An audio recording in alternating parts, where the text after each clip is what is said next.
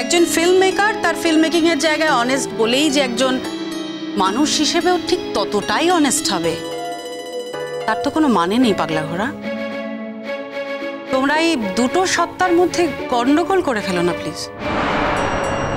যদি সে সত্যি এতটাই অনেস্ট হতো, যদি কোনো একটা জায়গায় সে ঠিক থাকতো, তাহলে যার সঙ্গে তার মিলছে না তাকে জীবন থেকে বাদ দিয়ে যার সঙ্গে তার মিলেছে তার সঙ্গেই সে সংসারটা করতে পারত। তাহলে আর তোমাদের মেয়েকেও রক্ষিতা স্ট্যাটাসে জীবন কাটাতে হতো না।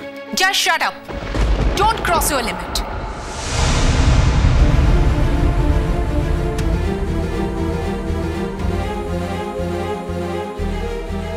আমি আমার জীবনে কোন স্ট্যাটাসে আছি সেটা জাজ করা তুমি কে?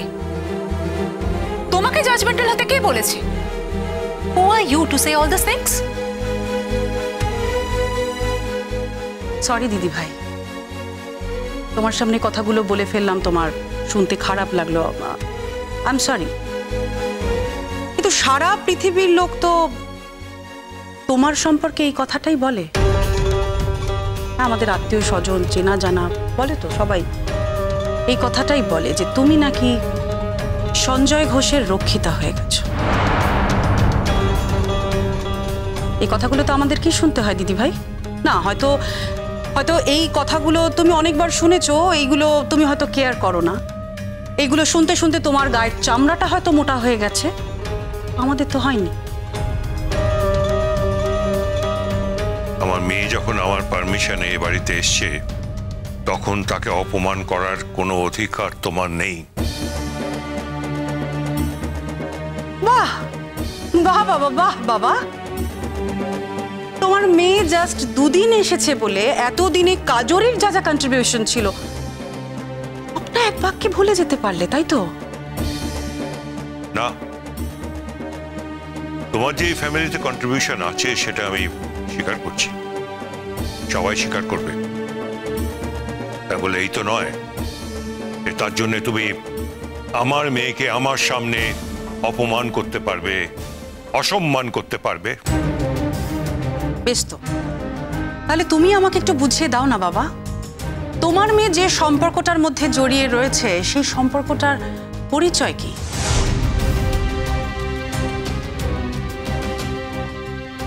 বন্ধু, ওরা ভালো বন্ধু।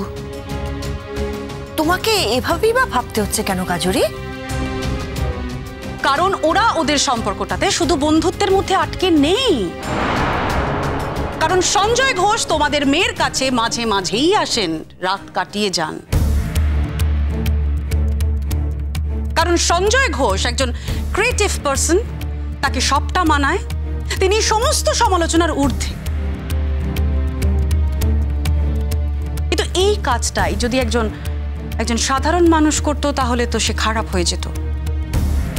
কিন্তু একজন ক্রিয়েটিভ মানুষ তো সবটাই করতে পারে, তাই না? সঞ্জয় ঘোষ ক্রিয়েটিভ কি নন ক্রিয়েটিভ সেটা নিয়ে কোথাও কোনো তর্ক নেই। যারা শিক্ষিত মানুষ, যারা শিল্প সংস্কৃতির সঙ্গে যুক্ত মানুষ, তারা সঞ্জয় ঘোষকে সবাই চেনেন, সবাই জানেন। কাজরি ব্যানার্জির মতো একজন টেলিভিশন নিউজ রিডারের কাছে সঞ্জয় ঘোষের মূল্যায়ন হওয়ার কিছু নেই, আর তার অপেক্ষাও রাখে না।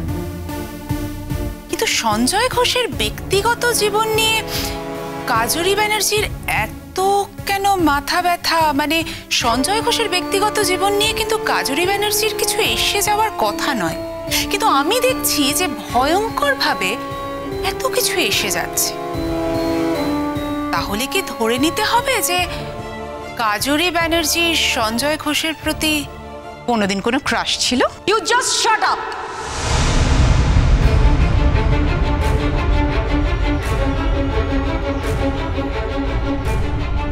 কোথায় কি করে কিভাবে কথা বলতে হয় তুমি দেখছি একেবারেই সেটা জানো না। অবশ্য না জানারই কথা। সংসার থেকে দূরে থাকলে, একজন নির্বাসিতের মতো জীবনযাপন করলে, অবৈধ জীবনযাপন করলে তো সম্ভব নয় এইগুলো জানা। शेम ऑन यू दीदी भाई, शेम ऑन यू।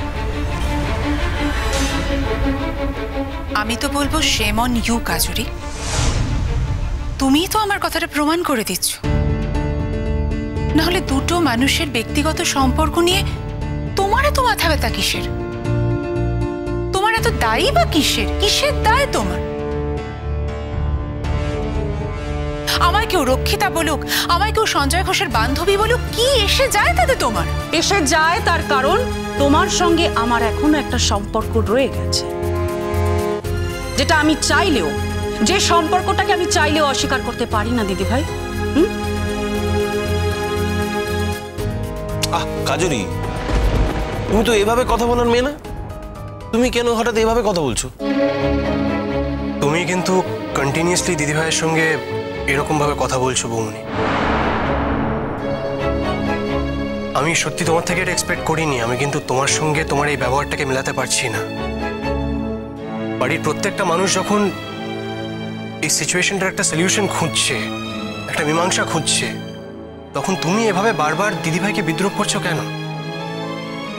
শোনো তাতান, দিদিভাই যদি এই বাড়িতে থাকে আর দিদিভাইয়ের সূত্র ধরে যদি সঞ্জয় ঘোষ এই বাড়িতে আসতে শুরু করেন, তাহলে আমাকে তোমার দাদা ভাইকে নিয়ে এই বাড়ি ছেড়ে অন্য কোথাও চলে যেতে হবে।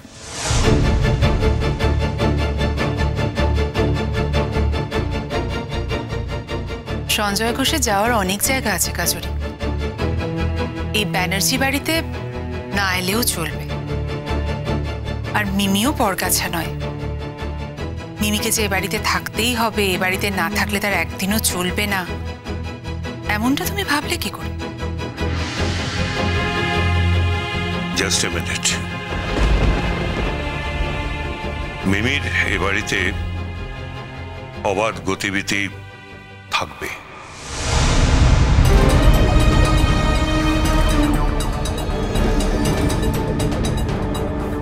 আর এই বাড়ির গার্জিয়ান হিসেবে আমি সেই কথাটা সবাইকে জানিয়ে দিতে চাই।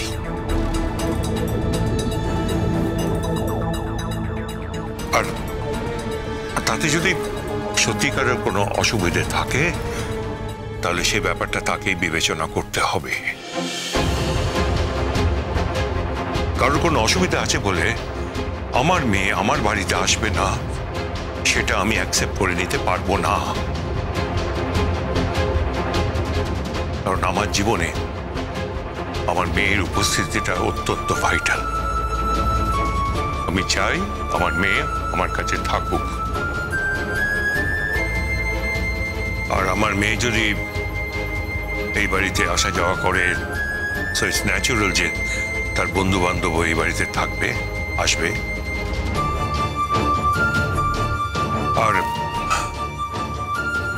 আর একটা কথা, ইনফ্যাক্ট আমি ভাবছিলাম যে আমি নিজে সঞ্জয়কে ইনভাইট করব। I would like to talk to হিম।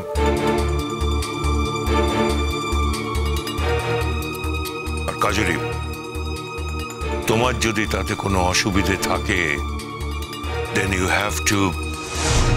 ও তাই?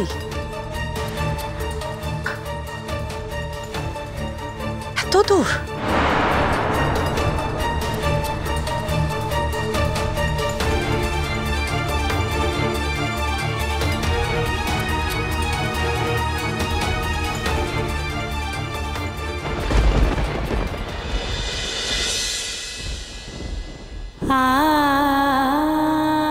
এ দেশ থেকে চলে যাওয়ার কথা আমি চলে যেতে চাইনি মেঘলা,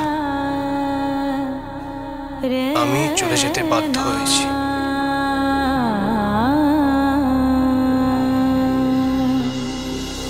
আমরাও আর এক নেই, আলাদা হয়ে গেছি। ঠিক তাই।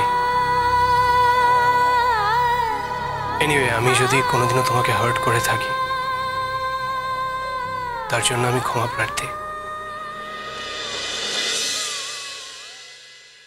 দিদি? হ্যাঁ মানুষিদি, তুমি খেয়ে নাও, আমি খাবো না। দিদি, আমাকে বরং তুমি ছেড়ে দাও, বুঝলে?